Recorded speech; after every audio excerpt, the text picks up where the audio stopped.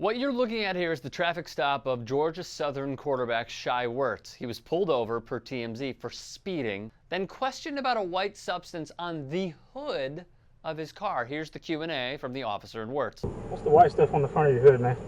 Bird shit. Bird shit? Yeah. That ain't bird shit. I promise you that's bird doo-doo. I promise you it's not, though. I swear to God that's bird doo-doo. Well, I swear to God it's not, because I just tested it and that turned pink.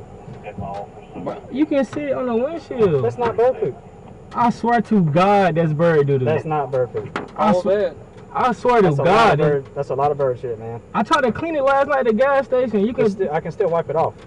It's bird doo-doo. Okay. All right. Okay. All right.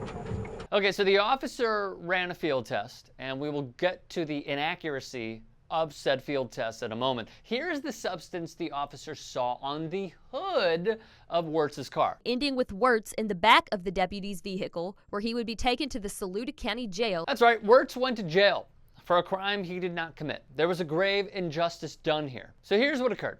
When his field testing kits came back positive for cocaine during the July 31st traffic stop, the officer arrested Werts. The drug charges sparked national headlines and left the quarterback briefly suspended and in danger of missing Georgia Southern University season opener later this month against the national powerhouse of LSU. Although it came back positive, field test should be under intense scrutiny. Here's why. Sage, chocolate chip cookies, motor oil, spearmint, magic soap, tortilla dough, deodorant, billiards, chalk, flour, breath mints, Jolly Ranchers, donut glaze, exposure to air, and loose leaf tea have all drawn a positive field test. These tests cost about $2 a piece. A sign of penny squeezing by police departments across the country. Some test results can be affected by variables such as weather conditions, user error, and lighting conditions. Some studies have shown error rates ranging from 1 in 5 to 1 in 3 false positive tests. Furthermore, in 2009, the Marijuana Policy Project used the Regent field test on 42 substances that weren't marijuana. They were able to get false positives on 70% of them. Shai Werts was a moment away from being another stat on the shittiness of field testing. And here's the thing. Those who draw a false positive test means bail money is run up and lives are ruined. Like how the Miami Herald reported this. Rebecca Shaw served 5 months in jail until her husband could pay her $5,000 bail. Another 7 months passed before the state crime lab concluded its testing and confirmed the pills that were found in her car were not Oxycontin, but rather simple vitamins, as she attested to the police officer. The officer's defense was a mirror image and rhetoric used on Shai Werts. They don't look like vitamins, they look like Oxycontin.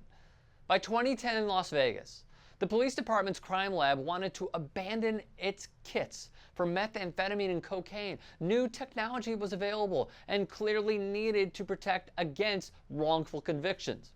A 2014 report that Las Vegas PD submitted to the DOJ, how kits produce false tests, were still being used.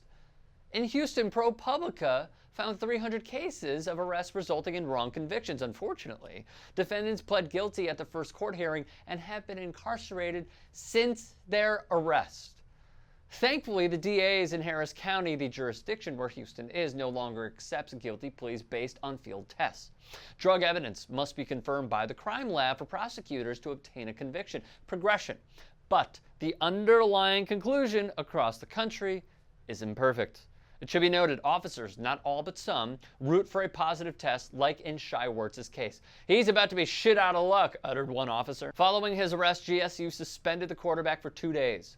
After passing a drug test, he was allowed to return to practice on Sunday, but was still banned from the season opening game while the case played out. Werts, thankfully, is in the process of having this citation on his record expunged.